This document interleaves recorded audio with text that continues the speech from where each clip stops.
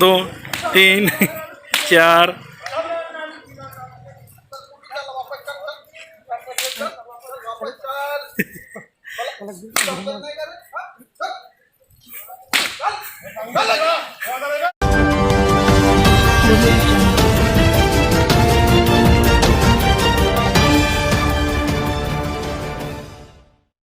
नमस्कार, महाराष्ट्र केसरीच्या बातमीपत्रामध्ये आपलं सर्वांचं स्वागत आहे। सडक-अर्जुन तालुक्यात पोलिसांचा दणका, आदेशाचे पालन न करणाऱ्यावर व विनाकारण घराबाहेर निघणाऱ्यांना चांगला चोप दिला जात आहे।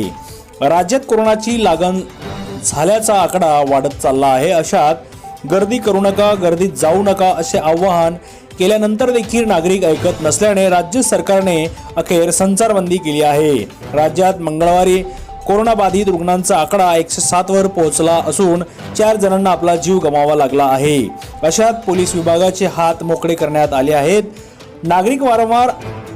नागरिकांना वारंवार आदेश देऊनही ऐकत नसतील तर पोलीस विभाग आपल्या पद्धतीने काम करीत आहे।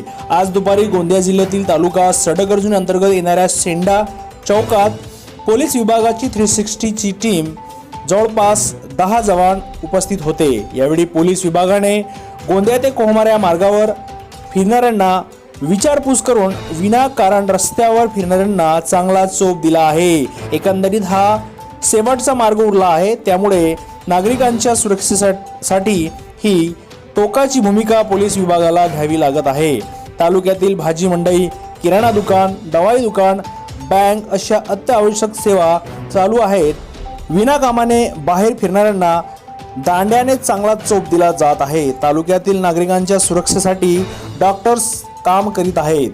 रुग्ण येतात त्यांना आम्हाला हे सांगायचं आहे की तुम्ही घाबरू नका। घाबरल्याने कंडिशन पॅनिक होते।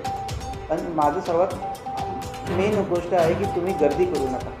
तुम्हाला बाहेरून जे पण राज्यातून किंवा बाहेरच्या राज्यातून कोणी पण येते ते सर्वात पहिले तुम्ही तुमच्या घरी होम क्वारंटाईन करा। म्हणजे स्पेशली ज्यांना ताप, खोकला, अजून श्वास घेण्यामध्ये त्रास होता अशाच लोकांनी तुमच्या जवळचे ग्रामसेवक असो, तलाठी असो, कोणी शाळेतले मास्टर असो किंवा BDO, तहसीलदार यांच्याकडे आपले त्रास सांगा।